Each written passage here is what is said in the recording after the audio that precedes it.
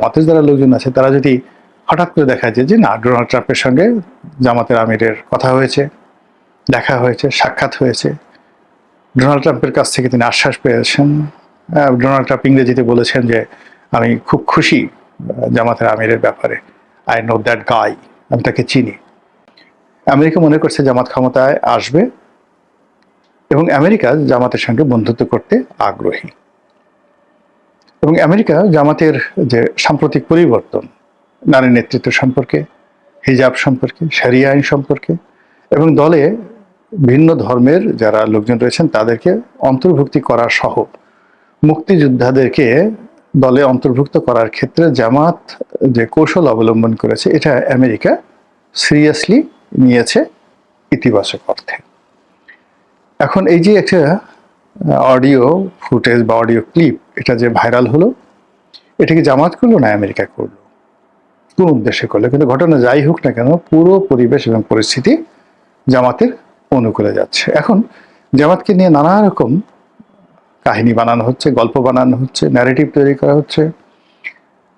এগুলোর সত্য মিথ্যা আমরা কিচ্ছু জানি না, কিন্তু রাজনীতির ময়দানে যেহেতু আলোচনা হচ্ছে সেগুলো নিয়ে আলোচনা না করে পারা যাচ্ছে না। সবাই মনে করছে, বলার চেষ্টা করছে যে যেহেতু আমেরিকা চাচ্ছে জামাত ক্ষমতায় আসুক, কাজেই বিএনপির আর কোনো বেল নেই। আর এই যে আমাদের দেশে যে জিনিসগুলো হয় যে সকল ক্ষমতার উৎস জনগণ, এই সকল ক্ষমতার উৎস জনগণ, এই কথাটাই এক ধরনের শিরক। এটি প্রথম গর্ব করে প্রকাশ্যে বুক চাপড়িয়ে বলে গেছেন জামাতের প্রয়াত নেতা আল্লামা দেলোয়ার হোসেন সাঈদী। তিনি বললেন জনগণ সকল ক্ষমতার উৎস হয় কি করে, যেখানে মাতুব্বরের কথা ছাড়া, মেম্বারের কথা ছাড়া গ্রামের লোকজন ভোট দেয় না, গ্রামের ময়মুরব্বী চেয়ারম্যান সাহেবের অনুমতি ছাড়া বিশেষ সালিশ করে না, থানায় পর্যন্ত যায় না, চেয়ারম্যান সাহেব বা আশেপাশের জ্ঞানীগুণী ব্যক্তি যারা লোকজন রয়েছে তারা পরামর্শ না দিলে ডাক্তারের কাছে পর্যন্ত যায় না। তো এই জনগণ আপনাকে কি করে ক্ষমতায় আনবে? এই জনগণ কি করে আপনার ব্যাপারে সিদ্ধান্ত নেবে? এখানে মূল ব্যাপারটা হলো সমাজে যারা পিলার রয়েছে, জ্ঞানীগুণী ব্যক্তি রয়েছে, নিয়োগকর্তা রয়েছে, জমিদার রয়েছে, আমলা রয়েছে, কামালদার রয়েছে, তারাই মূলত জনমতকে নিয়ন্ত্রণ করে। তারা যেই দিকে যায় জনগণ সেই দিকে যায়। এটা হলো বাস্তবতা। বাংলাদেশের এই যে আমরা যারা কন্টেন্ট ক্রিয়েট করি, তারপরে আমরা যারা লেখালেখি করি, আমরা যারা আমলাতন্ত্রে বড় বড় পদ পদবিতে আছি, ডিসিএসপি থেকে শুরু করে সেক্রেটারিয়েট আছি, সেনাপ্রধান আছি, আমাদের চিন্তা চেতনা, মন মানসিকতার উপরেই কিন্তু জনগণ প্রভাবিত হবে। তো আমরা যদি মনে করি মানে সমাজের এলিট শ্রেণী, সেটা একেবারে একজন চেয়ারম্যান, ইউনিয়ন পরিষদের চেয়ারম্যান থেকে সেনাপ্রধান, চিফ জাস্টিস, এই পর্যায়ে যারা লোকজন আছেন, পত্রিকা সম্পাদক, তারা সহ অন্যান্য যারা আছেন, এরকম কত সারা বাংলাদেশে 1010 লোক হবে হাইয়েস্ট। এরকম 1010 লোক যদি মনে করে যে এবার ভারত আওয়ামী লীগের পক্ষে আছে বা ভারতের আসলে প্রভাব ছাড়া ক্ষমতায় যাওয়া সম্ভব নয়, ক্ষমতায় থাকা সম্ভব নয়, সেক্ষেত্রে ভারতের সঙ্গে যে রাজনৈতিক দলগুলোর সম্পর্ক ভালো সেই দলের দাবিদারি শুরু করবে এই 10,000 লোক।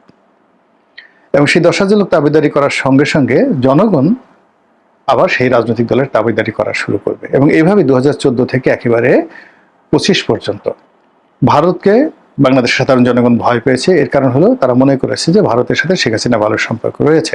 আর ভারত এই কাজটা খুব ম্যাটিকুলাসলি করেছে।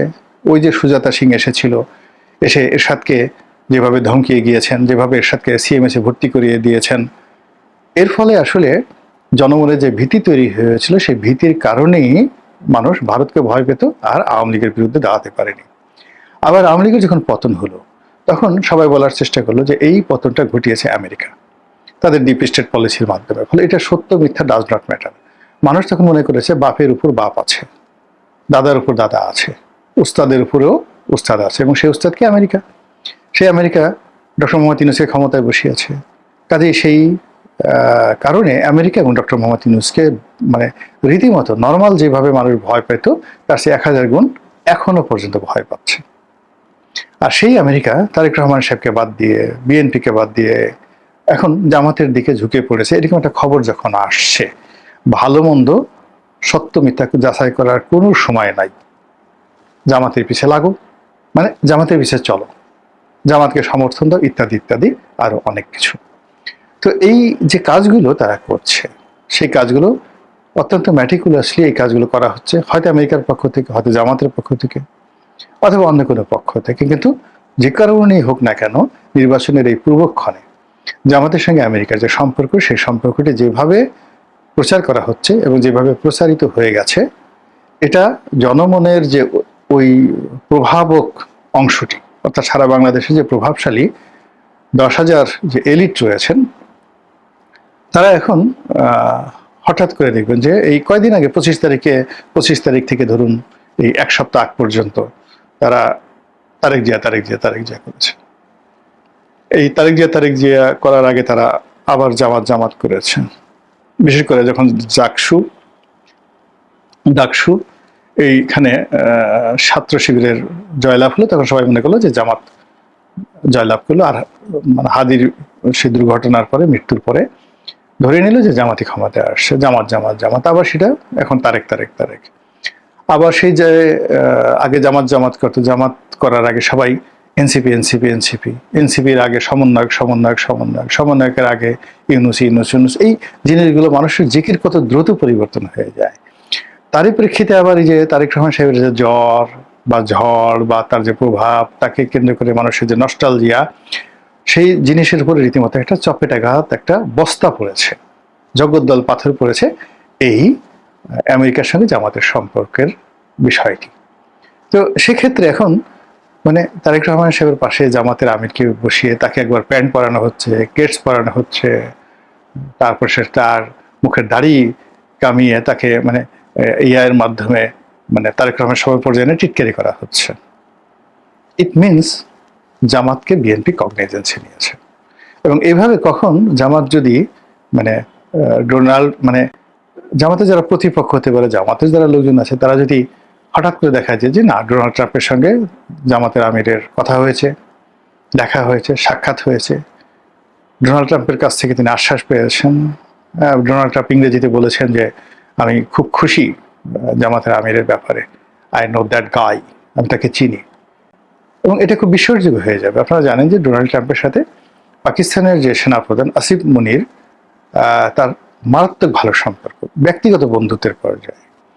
আর আসিফ মুনিরের সঙ্গে বা পাকিস্তানের সঙ্গে জামাতের কেমন সম্পর্ক, জামাতের আমিরের কেমন সম্পর্ক, সেটা তো খুলে বলার দরকার নেই। ফলে এরকম একটা গল্প তৈরি হয়ে যেতে পারে, এবং সেই গল্প যদি নির্বাচনের আগে খুব বেশি প্রচারিত হয়, বিএনপির যে কি হবে একমাত্র আল্লাহ রাব্বুল আলামিন ছাড়া কেউ বলতে পারেন না। আসসালামু আলাইকুম ওয়া রাহমাতুল্লাহি ওয়া বারাকাতুহু।